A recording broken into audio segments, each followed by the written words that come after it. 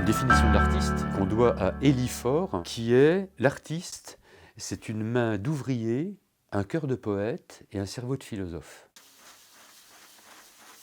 Quand j'étais petit, maman, qui faisait des ménages, travaillait dans un hôtel à Ornans, l'hôtel du Jura, et il se trouve que le propriétaire de l'hôtel du Jura, qui aimait l'art, échangeait des nuitées ou des repas contre des tableaux, puisque à Ornans, depuis bien longtemps, il y a des artistes qui viennent sur les traces de Courbet pour peindre des paysages. Et moi, j'avais du plaisir à parcourir les murs du restaurant sur lesquels il y avait les tableaux.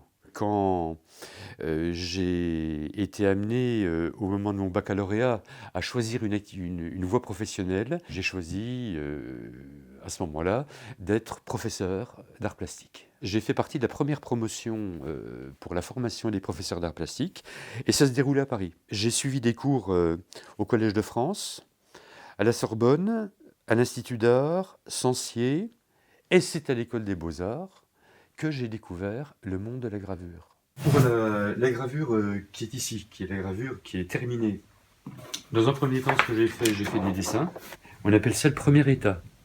Et puis je continue à travailler et je vais avoir un deuxième état, etc., etc., etc., jusqu'à arriver à l'état final qu'on appelle le bon à tirer. La gravure, dans le domaine des arts plastiques, est un médium, comme peut l'être la peinture ou la sculpture. C'est une technique qui a été inventée dans la première moitié du XVe siècle. Les outils que j'utilise, moi, sont strictement les mêmes que ceux qui ont été inventés au début du XVe siècle.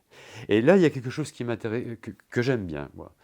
C'est dire que cette presse et ces outils qui étaient au service d'un certain nombre d'esthétiques, en quelque sorte, au XVe, XVIe, XVIIe, XVIIIe, XIXe, XXe siècle, perdurent encore et sont au service actuellement d'expression contemporaine. Et là, je travaille sur des plaques de cuivre qui ont 1 mm d'épaisseur. Je vais entamer le cuivre. Cette encre, elle va bien s'imprégner. J'enlève avec la tarlatane, ici, l'essentiel de l'encre.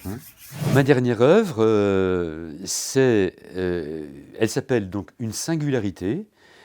Et c'est une interprétation de l'origine du monde de Courbet. Je participe à des expositions collectives ou des expositions personnelles. Et là, elle va être présentée pour la première fois à Paris au mois de mai, dans le cadre d'une exposition à la Fondation Taylor. Dès 1977, j'ai exposé au Japon, j'ai exposé aux États-Unis, enfin un petit peu partout.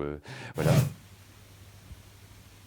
Le papier, je l'ai mouillé et je vais poser ma feuille de papier sur le cuivre. Voilà.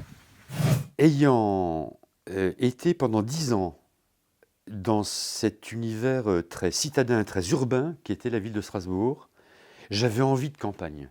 Donc dans un premier temps, j'ai été en location dans une maison à Malange, qui est un petit village à côté de Dole. Tout de suite, j'ai senti qu'il fallait que je revienne en ville, mais dans cette petite ville de Dole, qui n'a rien à voir avec l'univers qui était celui que j'avais à Strasbourg. Et cet univers donc minéral, qui est celui de l'architecture de Dole, proche de la nature, ça me semblait être un équilibre superbe, quoi. Et j'ai trouvé donc à acheter une maison dans la rue Pasteur. De la porte de mon atelier, je vois la nature. Ben tiens, et en ce moment, il y a un petit écureuil sur une branche.